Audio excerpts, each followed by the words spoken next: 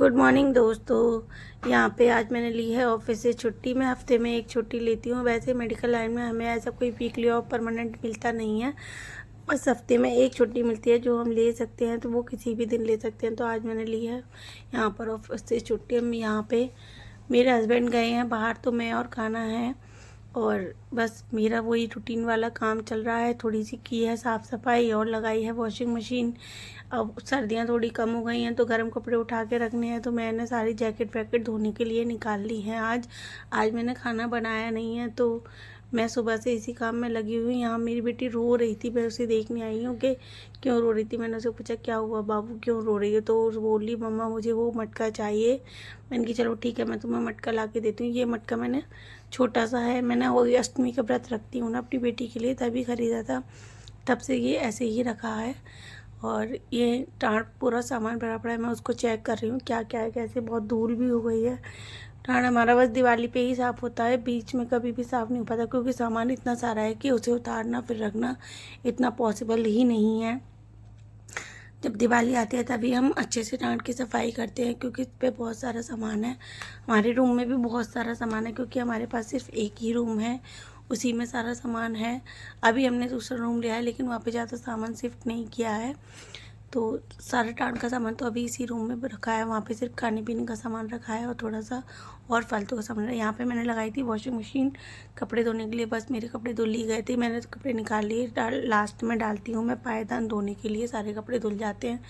ये है मेरी भाभी, ये कर रही हैं आंगन की सफाई। हम पाइप लगा के धो रही हैं आंगन को। मैं जा रही हूँ वो बाथरूम में कपड़े पानी से निकालने के लिए।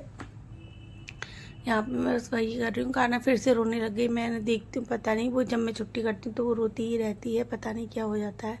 जब मैं ऑफिस चले जाती हूँ तो वो अपनी बड़ी मम्मा के पास बहुत प्यार से खेलती है और बहुत प्यार से रहती है।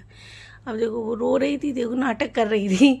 अब मैं उसको लेने आई हूँ, कह रही थी मम्मा मैं भी चलूँगी तुम्हारे साथ बाथरूम में। मैंने कहा चल।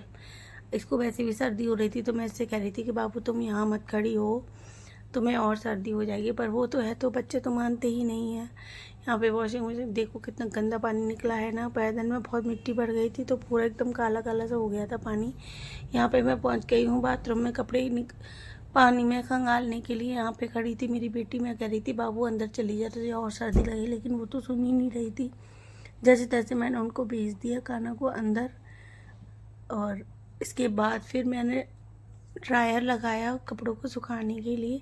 वैसे तो अभी अच्छी सी धूप निकल रही है तो कपड़े सूख जाएंगे, लेकिन काफ़ी भारी भारी जैकेट थी तो मैंने कहा चलो वॉशिंग मशीन में ही सुखा लेते हैं, फिर धूप में जल्दी से तो भी सूख जाएंगे। क्योंकि तीसरी मंजिल पे कपड़े गीले पानी भरे हुए ले जाना बहुत मुश्किल है, बहुत भारी हो जाते हैं, तो मैंने कहा वॉशिंग मशीन में सुखा लेते हैं, कपड़े हल्के भी हो जाएंगे और जल्दी भी सूख जाएंगे।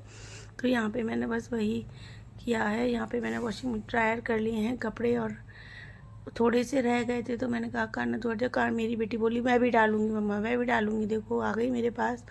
और मैंने कहा चलो ठीक है तुम भी डालो। वो मैं जो भी काम करती हूँ वो मेरे पीछे पीछे लगी रहती है, बस मैं भी करूँगी मम्मा वही काम। मैं मेकअप भी करती हूँ तो भी मेरे पीछे आ जाती है मम्मा मैं भी करूँगी। मेरी लिपस्टिक बिंदी सब ख़राब कर देती है। उसने मेरा आई शेडो एक दो बार पूरा नाखून से खुरच खुरच के बिल्कुल ख़राब कर दिया, पर वो अभी छोटी है ना तो मैं उससे कुछ कहती भी नहीं हूँ। मैं मेरे पास अभी कुछ मैंने उसे कहा नहीं। मैंने कहा चलो मेरी तो एक ही छुट्टी रहती है तो मुझे थोड़ा सा परेशान कर लेगी तो कोई दिक्कत नहीं है। और बस हमारा यही डेली का रूटीन चलता रहता है। अभी मैं और खाना अकेले ही हैं तो हम बस यहाँ पे धो रहे थे कपड़े। इसके बाद यहाँ पे लगा दिया ड्रायर लगाने के बाद खाना कह रही थी मम्मा मैं बंद करूँगी। मैंने कहा बाबू ऐसे नहीं, तुम छोटी हो तुम नहीं कर पाओगे। बस हम यहाँ पे सूख गए कपड़े, थोड़े से और रह गए थे तो भाभी आई वाइपर लेके, उन्होंने निकाला सारे पानी को बाहर, क्योंकि मशीन में कपड़े डालते समय भी थोड़ा सा पानी आ गया था यहाँ पर। तो बस हम वही उसको साफ़ कर रही हैं। वो बोल रही थी जल्दी से कपड़े सुखा दो, मैं छत पे सुखाने के डाल ले आऊँगी। मैंने कि ठीक है। जब भी मैं छुट्टी वाले दिन अपने कपड़े धोती हूँ बहुत सारे, तो मेरी भाभी हैं जो बाद में कपड़े सुखाने के लिए डाल के आती हैं। वो अब मैं उनसे कहती नहीं हूँ फिर भी डाल आती हैं, वो मेरी हेल्प कर देती हैं, कहती हैं चलो कोई बात नहीं अब मैं जल्दी फ्री हो जाती हूँ तो मैं तुम्हारी हेल्प कर दूँगी, कोई दिक्कत नहीं है। मैंने कहा चलो ठीक है। अब यहाँ पे कपड़े धोते तो मुझे लगा ही बीच में भूख, मैंने तो बनाया नहीं था खाना। मैंने कहा भाभी तुमने जो बनाया मुझे दे दो।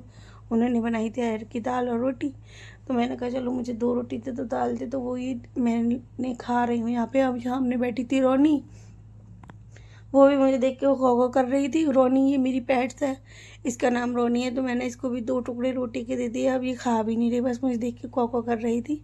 फिर बैठ गई, मैंने कि खा ले, अभी इसको पेडिग्री बाद में दूंगी मैं, अभी इसलिए ऐसी अनमनी सी है, इसको खानी थी पेडिग्री। मैंने इसको दे दी रोटी थोड़ी सी, अब उसने खा पी ली, अब मैंने भी खा पी ली। अब यहाँ पे फिर और कपड़े बचे थे लास्ट में, वो भी आ गए हम सुखाने। प्लीज़ मेरे चैनल को सब्सक्राइब कीजिए, लाइक कीजिए, कमेंट कीजिए, शेयर कीजिए। Thank you for watching my video.